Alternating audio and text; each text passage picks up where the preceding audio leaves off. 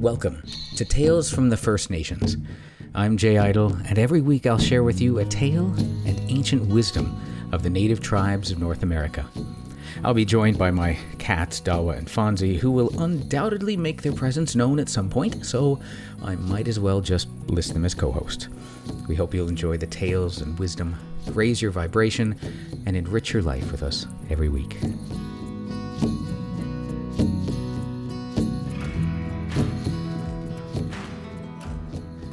Greetings, friends, and welcome to the 8th episode of Tales from the First Nation.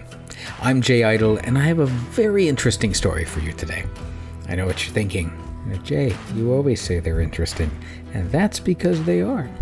But the thing that makes this one interesting is you may not have heard it like this, but you are certainly familiar with it.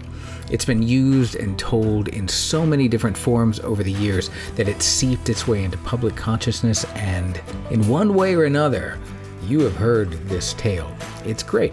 This is the tale of a turtle and a coyote. Turtles have a lot of different representations in the spiritual context. Because of their ability to live so long, they represent patience and longevity. They also represent wisdom and knowledge for their ability to have learned so much in their long lives. Because of their hard shells, they represent protection and resilience, as well as rebirth and revival.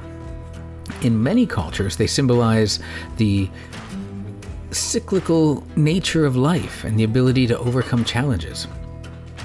Now, turtles, they also teach us to live in harmony with nature, emphasizing the importance of balance and mindfulness in our daily lives. A friend of mine, something you may not know about turtles.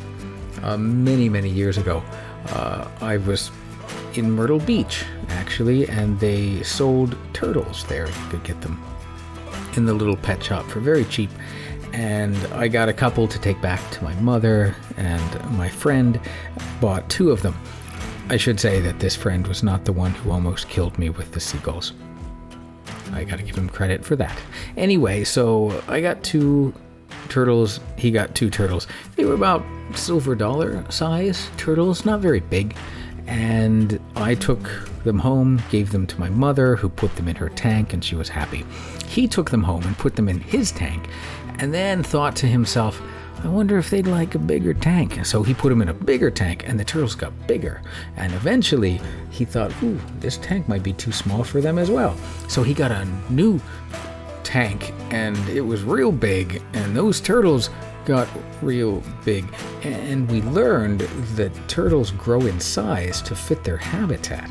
So while the ones I gave my mother remained the same size for their whole lives, my friend eventually had to call a rescue place to take his turtles because they were so massive that he couldn't care for them anymore.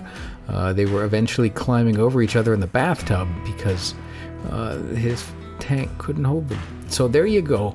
You learned a little bit of something new. If you get turtles, don't give them too much space or they'll take it all. Anyway, back to our tale.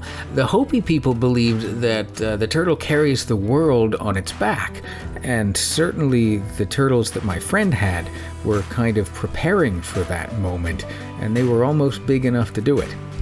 But the Hopi people believed it, and the reason is that it's associated with the creation of the earth, and it symbolizes the turtle's foundational role in the universe.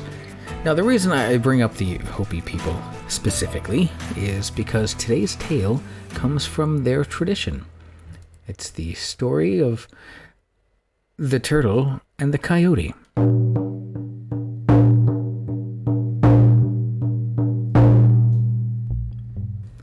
There was a group of people who lived in Blue Water, near Winslow. In the river lived many turtles.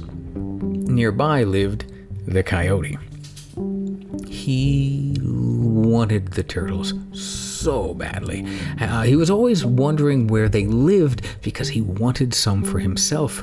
They would be so delicious, right? Well, he hunted all around the village, but he could only find some turtle shells. He took some of them in his mouth and went away. Well, one day he was approaching the river and he heard someone crying. He came near and he saw, in a short distance from the river, in the shade of the brush, a small turtle which drew itself into its shell when the coyote approached. The coyote came close.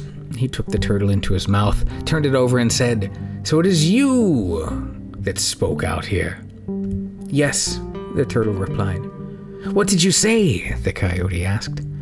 "I cried," the turtle answered. "Why?" the coyote asked. "You sang nicely. Sing for me again." "Oh, no, I cried," said the turtle. "But you must sing again. You sang so nicely. If you don't, I shall devour you." "But I do not want to. My mother has gone away, and therefore I cried.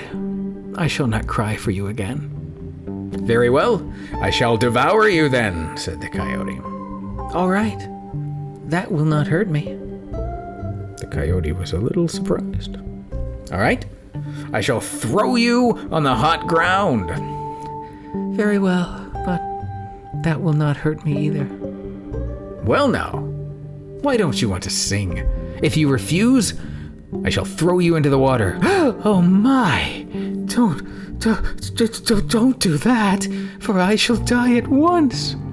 The coyote then rushed at the turtle, grabbed it, and threw it into the water. When it reached the water, the turtle exclaimed, "Ha ha! This is my house!" The turtle stretched its feet and head out from its shell and dived down, came up again, and then swam away. "Oh my," the coyote exclaimed. "Why did I not devour it?" And on that account, the turtle still lives in the water.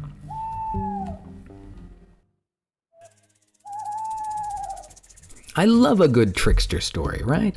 It brings to mind the story of Brer Rabbit in the Uncle Remus stories, compiled by Joel Chandler Harris.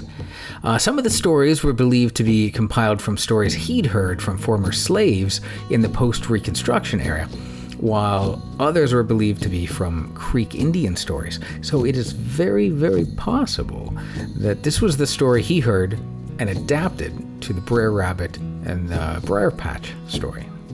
So there you have a little bit of history for us, and a great story too.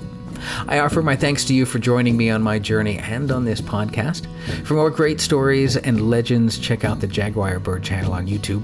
There is a lot of wonderful content on there, and of course, you can join me right here next week for another story here on Tales from the First Nations.